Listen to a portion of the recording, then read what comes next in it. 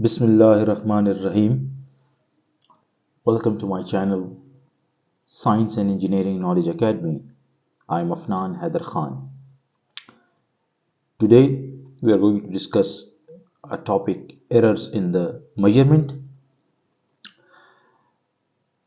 आज के जो टॉपिक में हम चीज़ें डिस्कस कर रहे हैं वो है कि हम जो मेजरमेंट हमने पिछले लेक्चर में पढ़ी उसमें एरर्स कौन कौन सी हो सकती हैं। तो एरर की जो मेन क्लासिफिकेशन है वो बेसिकली तीन किस्म की क्लासिफिकेशंस हैं जो यहाँ पर डिफाइन है।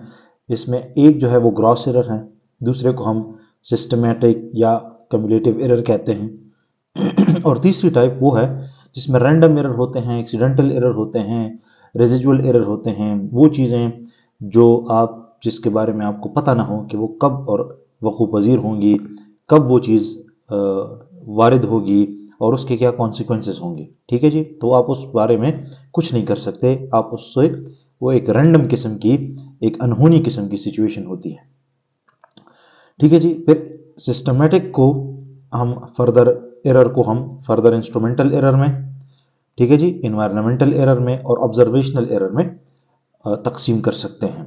ये एक एक करके अब हम आगे पढ़ेंगे और बताएंगे कि ग्रॉस एरर क्या है, सिस्टमेटिक या कम्युलेटिव एरर क्या है, रैंडम, रेजिजुअल या एक्सीडेंटल एरर क्या है, और फिर सिस्टमेटिक एरर में इंस्ट्रूमेंटल क्या है, एनवायरमेंटल क्या है और ऑब्जर्वेशनल एरर क्या क्या होती हैं। ठीक है जी। ग्रॉस एरर की अगर हम बात करें तो human mistakes in reading, recording and calculating measurement results. तो वो इंसानी गलतियाँ जो कि किसी भी रीडिंग को लेने में, उसको रिकॉर्ड करने में या कैलकुलेशन के अंदर आप इंसान से जो गलती होती है, और ऑब्वियस सी बात है उसके जो इम्पैक्ट होता है वो एक ग्रॉसली मिसरीड इम्पैक्ट होता है और वो ग्रॉस उसका इम्पैक्ट जो है वो एरर जो है वो ग्रॉसली को नज़र आता है और वो एक ग्रॉसली आपने मिसरीड किया होता है पूरे स्केल को, जिसकी वजह से एरर इतना बढ़ जाता है कि आप जिस चीज़ के लिए उसको डिज़ाइन कर रहे हैं, जिस काम के लिए उसको कर रहे हैं, वो रीडिंग एक्चुअल में वो नहीं होती क्योंकि आपने उसको पढ़ा गलत होता है, कैलकुलेट गलत किया होता है, उसको रिकॉर्ड गलत किया होता है और उसका इम्पैक्ट एक ओवरऑल किस्म का ग्रॉस इम्पैक्ट पूरी कैलकुलेशन के ऊपर पड़ जाता है। ठीक है जी, और ये इंसानी गलती की वजह से ये एरर कॉज होता है।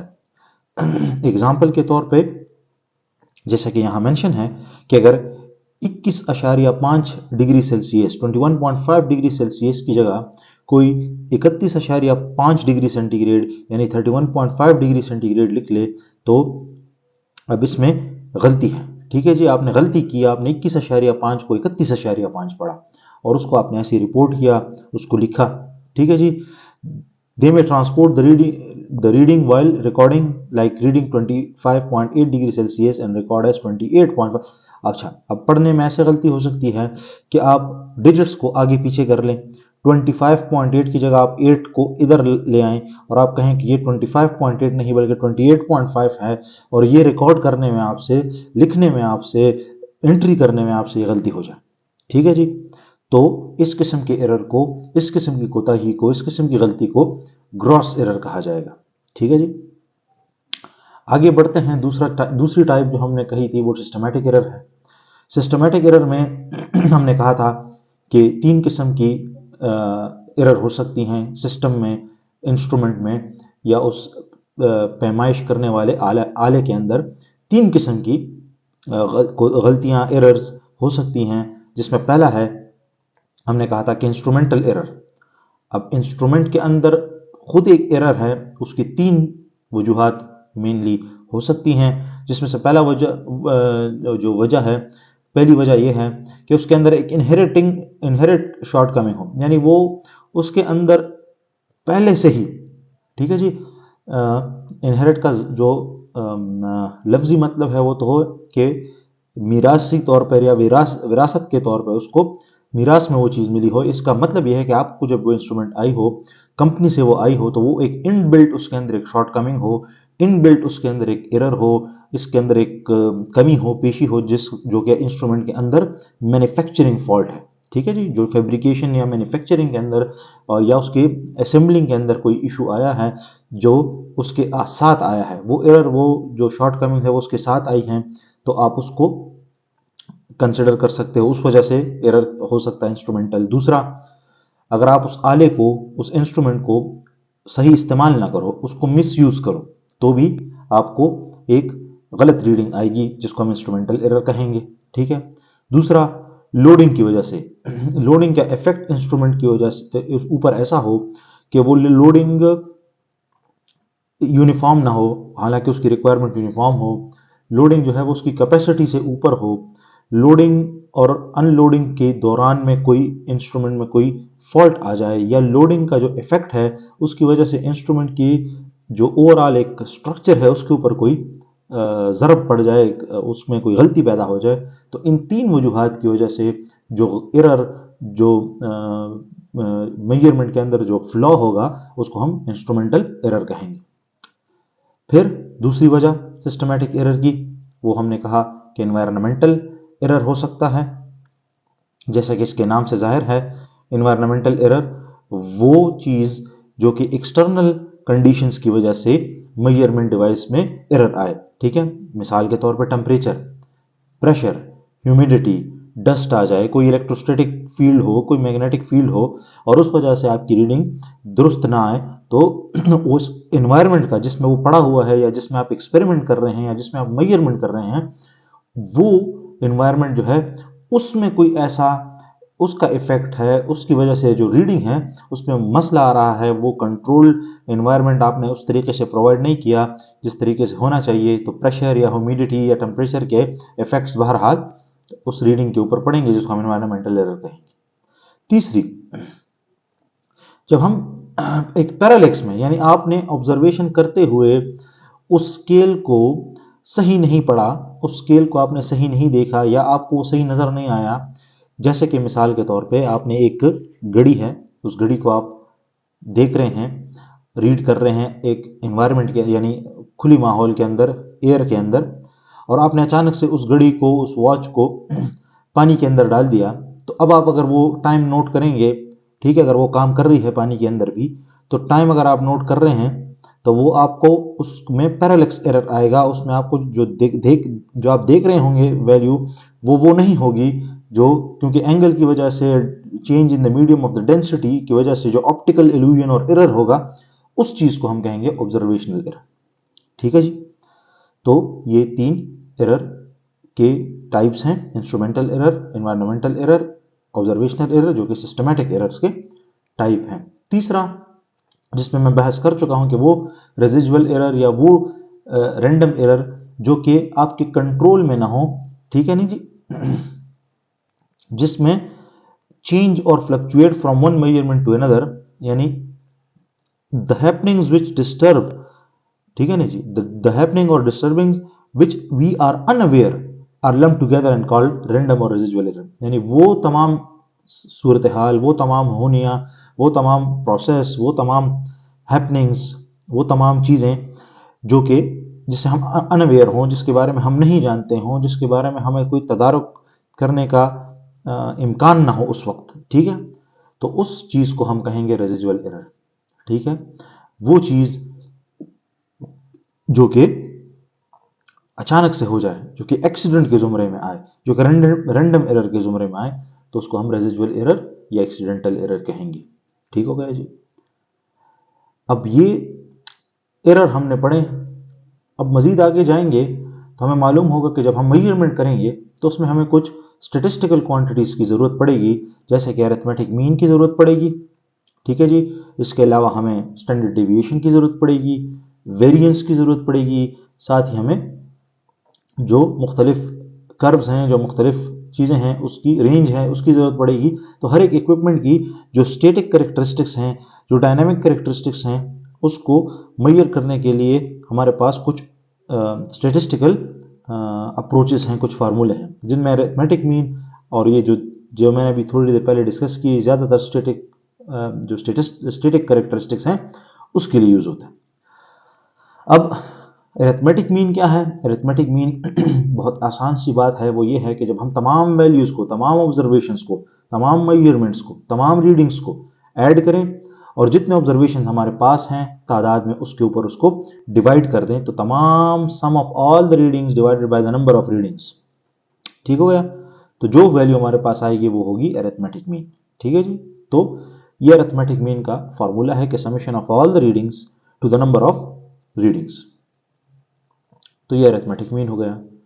डिविएशन, डिविएशन हम कहते हैं कि जब हमारी रीडिंग जो एवरेज रीडिंग है, जो मीन रीडिंग है, उससे कितनी आगे है, कितनी पीछे है, कितना डिविएट कर रही है, तो उसके लिए जो डिविएशन इन रीडिंग 1 होगा उसमें जो हमारी रीडिंग है measured value minus the mean value. इसी तरीके से D2 में measured value at a second value, second observation minus mean value, third observation minus mean value and so on, चलते जाएं आप, तो ये इसको कहा जाता है डिविएशन, ठीक है जी। अब स्टैंडर्ड डिविएशन क्या है?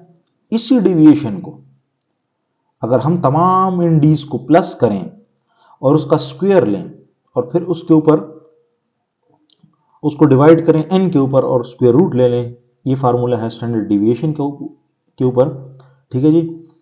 क्यों? क्योंकि ये आपको एक the standard deviation of an infinite number of the data is defined given in this formula, ठीक हो गया। अब अगर ऑब्जर्वेशंस आपके पास 200 से ज्यादा हैं, रीडिंग्स आपके पास 20 से ज्यादा हैं, तो फिर तो ये फार्मूला यूज होगा जिसके नीचे डिनोमिनेटर में -1 की कोई गुंजाइश नहीं है।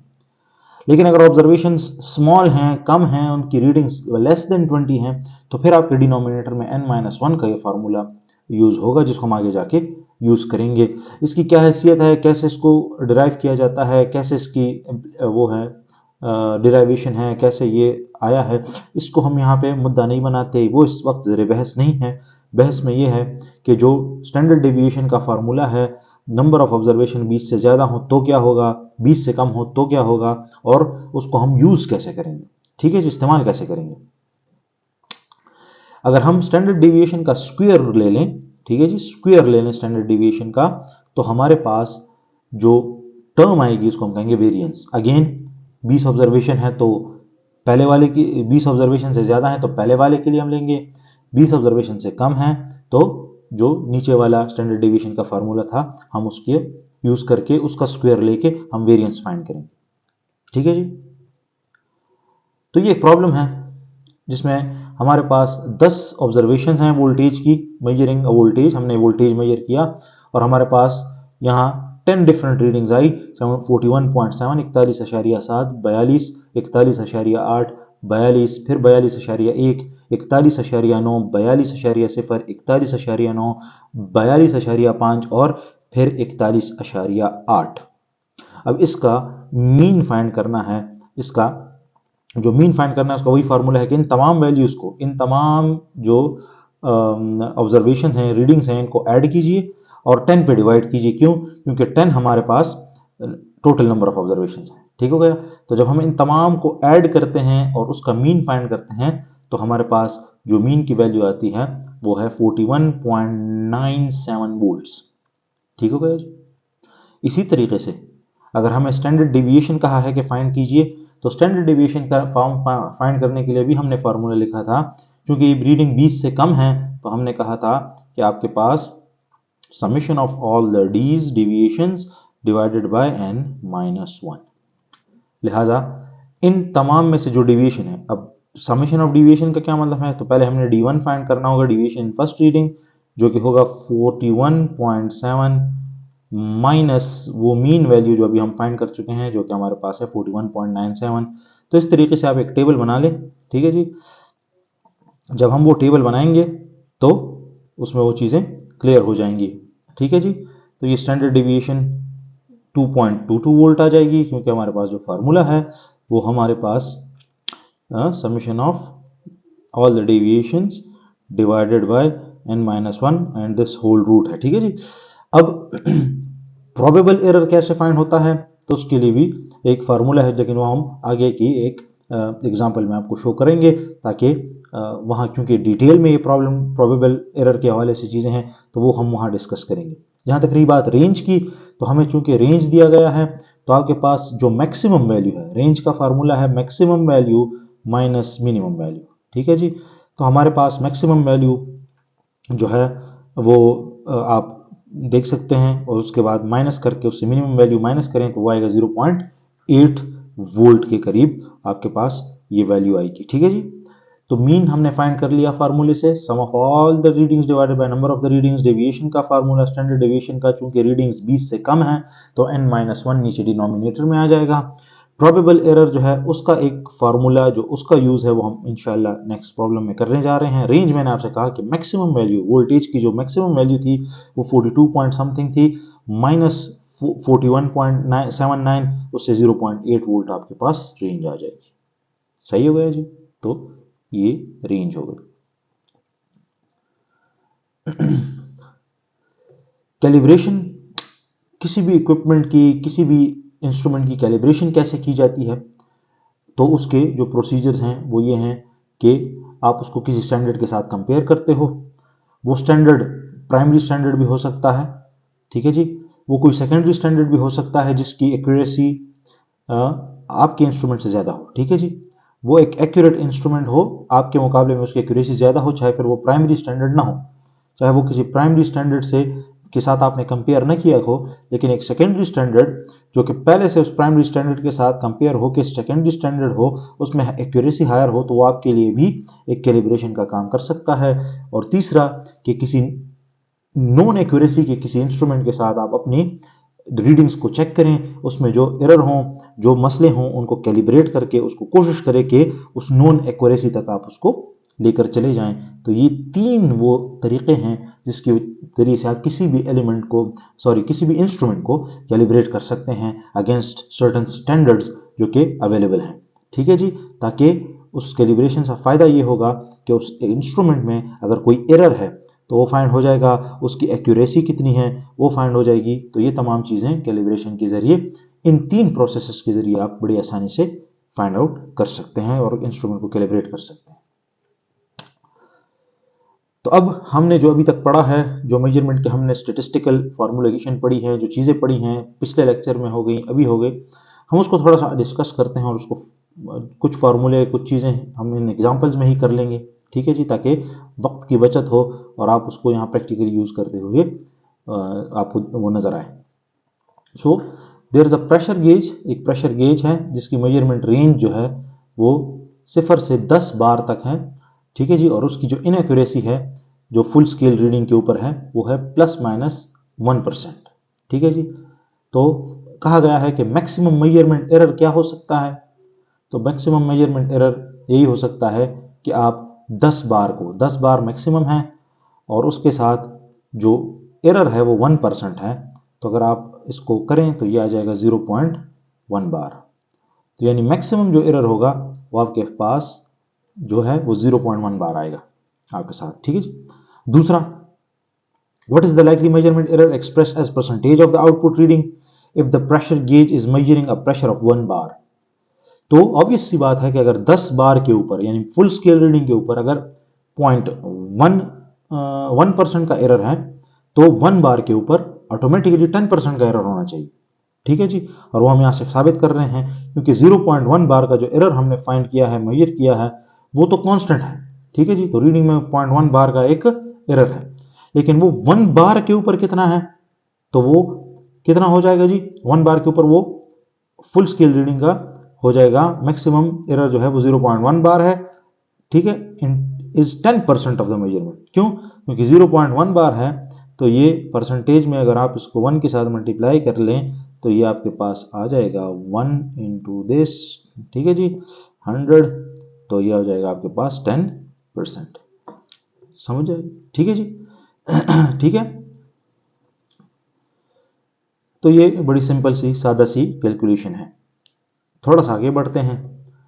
ये मज़ीद सादा सी कैलकुलेशन है कि एक पैकेट है रजिस्टर्स का आपके पास इलेक्ट्रॉनिक शॉप से, जिसमें तमाम की वैल्यूज़, तमाम रजिस्टर की नॉमिनल वैल्यू जो है वो 1000 वॉट ओहम है, और उसमें मैन्युफैक्चरिंग टॉलरेंस जो है वो ±5% है। तो कोई भी रैंडम आप उसको कह रहे हैं कि उठाएं, चूज़ करें रजिस्टर्स और बताएं कि उसमें मिनिमम और मैक्सिमम रेजिस्टेंस की वैल्यू क्या होगी। तो ऑब्वियस सी बात है कि अगर 1000 नॉमिनल वैल्यू है तो टॉलरेंस प्लस माइनस होगा, तो +5% करेंगे, 5% पहले फाइंड कर लेते हैं। 5% of this is 50, 5% of 100 ohm 1000 ohm is 50 ohms, ठीक है जी। तो 50 ओहम्स 1000 के साथ प्लस करेंगे, 50 ओहम 1000 के साथ माइनस करेंगे, क्योंकि प्लस माइनस दोनों में हमें टॉलरेंस दी गई है। तो लिहाजा जब हम माइनस करेंगे तो मिनिमम वैल्यू 950 आ जाएगी ओहम, और जब प्लस करेंगे उसके साथ 5% तो 1050 ओहम की मैक्सिमम वैल्यू आ जाएगी। तो लिहाजा मैक्सिमम वैल्यू और मिनिमम वैल्यू ये हो सकती हैं उस रेजिस्टेंस की, कुछ लाइकली वैल्यू हैं जो अप्रॉक्सीमेट वैल्यू है वो हो सकती है इस टॉलरेंस के साथ। आगे बढ़ते हैं। Again the following resistances values of a platinum resistance thermometer were measured at a range of this. So ये रेजिस्टेंस हैं, ये टेम्परेचर है। कहते हैं मेजर करें सेंसिटिविटी ऑफ द इंस्ट्रूमेंट। तो सेंसिटिविटी हमने फाइंड किया हुआ है कि output divided by input is the sensitivity, ठीक है जी। तो हमारे पास टेम्परेचर है, आप देखें तो हर एक के अंदर जो गैप है 30 डिग्री का है। तो हमारे पास जो इंक्रीमेंट है वो 30 डिग्री का है, ठीक है जी। जो चेंज है वो चेंज इन सेंसिटिविटी जो है, सॉरी उसका फार्मूला है change in output divided by change in input. तो चेंज इन जो इनपुट है सॉरी आउटपुट है वो कितना है 7। यहाँ देखिए 7 हर एक में 7 डिफरेंस है। तो change in the output is 7, change in the input is 30, ठीक है जी। तो 7 डिवाइडेड बाय 30 करेंगे तो आपके पास 0.233 ओहम पर डिग्री सेंटीग्रेड आ जाएगा, ठीक है जी। तो लिहाजा सेंसिटिविटी का वो फार्मूला जो कि हम कर चुके हैं, जिसमें हमने कहा था कि change in the output value divided by the change in the input value would be the sensitivity, static sensitivity. मैंने आपसे कहा कि ये जो फार्मूले हम इस्तेमाल कर रहे हैं इसमें से अभी तमाम के तमाम स्टैटिक्स के लिए, स्टैटिक मेजरमेंट्स के लिए या स्टैटिक कैरेक्टरिस्टिक्स के लिए अप्लाई हो रहे हैं। बाद में हम जाके देखेंगे कि डायनामिक कैरेक्टरिस्टिक्स कैसे हो सकते हैं। ये एक और बड़ी ज़बरदस्त एग्जाम्पल, बड़ी अच्छी एग्जाम्पल है। अगर आप देखें तो उसमें एक टेबल दी गई है हमारे पास और कहा हुआ है कि ये जो वैल्यूज़ हैं ये करेक्ट वैल्यूज़ हैं। 20 डिग्री सेंटीग्रेड के ऊपर जो वोल्टेज हमारे पास आ रही है टेम्परेचर की वो ये हैं कैलिब्रेट करने के लिए। और जब हमने टेम्परेचर को 20 से 50 कर दिया, 30 डिग्री का चेंज आ गया टेम्परेचर में, तो फिर ये वैल्यूज़ आ गई, ठीक है। तो कहा गया है कि आप फाइंड करें कि जीरो ड्रिफ्ट फाइंड करें। अब जीरो ड्रिफ्ट का जो फार्मूला है वो आपको पता है कि this new value minus this initial value. तो अगर आप देखें तो तमाम में 0.3% का डिफरेंस आ रहा है, ड्रिफ्ट आ रहा है। तो लिहाजा जो जीरो ड्रिफ्ट है दैट इज 0.3%, क्योंकि 10.5 माइनस 10.2 तो 0.3, 20.6 माइनस 20.3 तो 0.3। तो आपके पास जो जीरो वैल्यू का ड्रिफ्ट आ रहा है दैट इज 0.3 वोल्ट्स। तो 0.3 वोल्ट्स का ड्रिफ्ट आ रहा है, ठीक है जी। फिर वो कह रहे हैं कि assuming that the measurements value at 20 degree are correct, also calculate zero drift coefficient. तो ये तो वो करेक्ट वैल्यू है, ठीक है जी। तो लिहाजा कोफिशिएंट कैसे फाइंड किया जा सकता है? तो कोफिशिएंट फाइंड करने का तरीका ये है कि 0.3 यानी जो आपके पास जो जीरो ड्रिफ्ट आया है, zero drift divided by the change in temperature, कि ये जीरो ड्रिफ्ट एक्चुअली कितने चेंज के बाद आया, तो लिहाजा वो 30 डिग्री के बाद आया। जब यहाँ देखें 30 डिग्री का चेंज हुआ ना, 50 था फिर 20 है, तो दोनों के बीच में चेंज कितना हुआ टेम्परेचर का? 30 डिग्री। तो लिहाजा 30 डिग्री पे इतना चेंज आया, 0.3 डिवाइडेड बाय 30, तो ये आपके पास 0.01 वोल्ट्स पर डिग्री सेंटीग्रेड का आपके पास इसका ड्रिफ्ट कोफिशिएंट आ जाएगा, जीरो ड्रिफ्ट कोफिशिएंट। ठीक हो गया जी। ये भी एक इंतहाई सिंपल किस्म की यूज थी जीरो ड्रिफ्ट की, कि कब वैल्यू एक दूसरे से ड्रिफ्ट कर रही हैं। जब हमने कहा कि लेफ्ट वाली वैल्यू 20 डिग्री सेंटीग्रेड पे करेक्ट है, तो जब ये वैल्यूज करेक्ट हैं तो इनसे जो ड्रिफ्ट हो रही हैं वैल्यू वो 0.3 वोल्ट्स हो रही है। इसी तरीके से जब हमने इसका जीरो ड्रिफ्ट कोफिशिएंट फाइंड किया, तो जितना ड्रिफ्ट हो रहा है कितने चेंज के ऊपर हो रहा है, 0.3 का डिफरेंस कितने चेंज पे आ रहा है, 30 डिग्री सेंटीग्रेड पे, तो लिहाजा हमने उस पर डिवाइड करके उससे जीरो ड्रिफ्ट कोफिशिएंट फाइंड कर लिया। एक और एग्जांपल, अगेन एक स्प्रिंग बैलेंस है जिसको कैलिब्रेट किया है 20 डिग्री सेंटीग्रेड के ऊपर, ठीक है जी। और उसकी रीडिंग्स ये हैं, अगर आप देखें तो 1-1 किलोग्राम के साथ 20-20 मिलीमीटर डिफ्लेक्शन उसमें चेंज आ रहा है। फिर टेम्परेचर को राइज किया गया, एनवायरनमेंट का टेम्परेचर राइज हुआ 30 डिग्री पे, तो ये रीडिंग्स आना शुरू हो गई। अगर आप देखें तो जीरो लोड के ऊपर भी 5 मिलीमीटर की डिफ्लेक्शन है, ठीक है जी। कहते हैं जीरो ड्रिफ्ट फाइंड करो। तो जीरो ड्रिफ्ट फाइंड करो, फिर सेंसिटिविटी ड्रिफ्ट पर degree change in ambient temperature find करो या डिटरमिन करो। तो पहली बात कि 20 डिग्री के ऊपर जीरो ड्रिफ्ट कितना है, तो 20 डिग्री के ऊपर जीरो ड्रिफ्ट बहुत ही आसान है। वो कितना है, जहां आउटपुट की वैल्यू में यानी चेंज कितना आ रहा है पर डिग्री के उसके साथ राइज के साथ, तो जो ड्रिफ्ट की या सॉरी सेंसिटिविटी पहले फाइंड करते हैं, फिर उसके बाद ड्रिफ्ट के ऊपर जाएंगे। तो 20 आउटपुट पे है, इनपुट पर केजी है, ठीक है जी। 1 केजी में 20 mm का आ रहा है, तो सेंसिटिविटी है कि पर केजी ये 20 mm का जो है वो डिफ्लेक्शन दे रहा है पर लोड के साथ। तो 20 mm डिवाइडेड बाय पर केजी, 20 mm पर केजी ये हमारे पास सेंसिटिविटी है, ठीक है जी, एट 20। अब 30 डिग्री पे सेंसिटिविटी कितनी हो जाएगी, तो वो अगर आप देखें तो डिफरेंस अगर आप देखें यहाँ से यहाँ पे, तो 71 से 49 माइनस करें, 49 से 27, 27 से तो आपके पास 22 मिलीमीटर आ रहा है। सो ये 22 मिलीमीटर पर केजी की सेंसिटिविटी है।